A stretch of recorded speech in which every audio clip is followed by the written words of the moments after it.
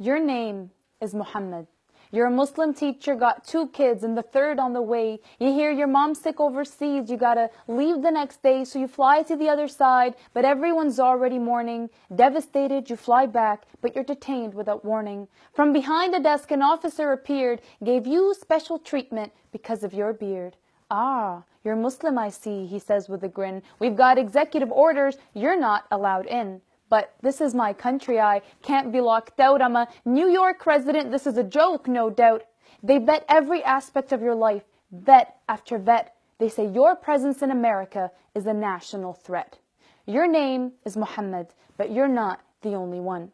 There are hundreds of thousands of others affected, residents and refugees, everyone suspected, even green cards are facing red lights. How can you ban Muslims when it's not even a race? Muslims are from all over the place. I don't understand how we can shut the door to those fleeing death, bombs, and war. We accuse them of terror, but that's what they're fleeing, seeking safety for their families like any sane human being, you know? More Americans die of Americans each year. Gun violence outweighs terrorism. The statistics are clear.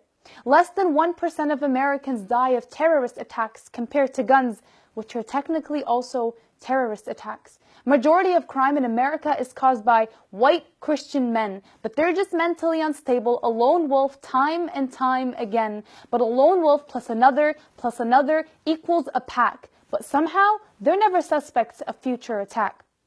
If you want to end refuge, then the meddling must stop. If you leave other countries be, the asylum will drop. You want to stop refugees? Then stop the war. Stop funding weaponry, pull away your core. The U.S. is the world's #1 weapon supplier. Is making money or making peace the ultimate desire? You see, when it gets too cold, birds start their migration. They find someplace warm in any other nation, because if they stay in the cold, they'll literally die. They need somewhere safe where they could live and fly. So they head down south to any country on the way, and just like that, they're welcome to stay. You never see the home birds scream and shout, "There's no room for you, kick 'em out." They welcome them in with open wings. You could stay here till it's time for spring. It's sad when animals are more free than humans. Borders are just lines on a map drawn by hand. You say, "God bless America," but forget it's his land.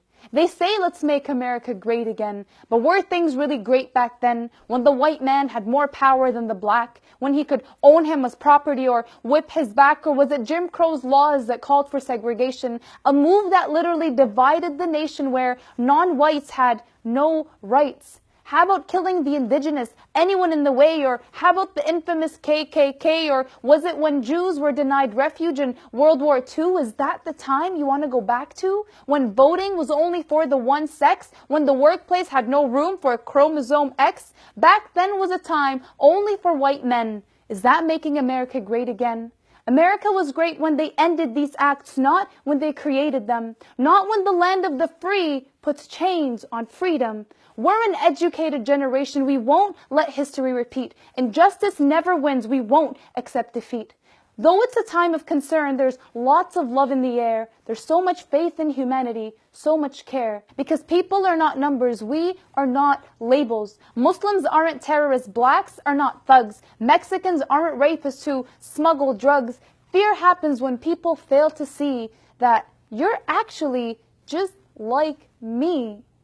We have to see each other for who we are. We eat the same food, drive the same car. We both have kids who drive us crazy. We all have weekends when we're lazy. We all hate spiders, cold coffee, and lines, and we're not a fan of parking fines. We follow the same shows on our TV. We like reading a good book under a tree. We dread shoveling when the snow hits hard. We have barbecues in the backyard. You get your white flowers? Well, so does he. And we all love a nice warm cup of tea. We love it when Nana makes a home-cooked pie, and when we watch The Notebook, we always cry. You see, you and I, we're a lot alike. I may be Muhammad, you may be Mike. Our lives are more similar than you think. Our humanity is our common link. We have the same pleasures and the same fears. The same things make us happy. The same things bring us tears. So let's be more than just social media activists. Let's actually get social and act. So no, I am not a security threat. We're just friends who haven't met. At least, not yet.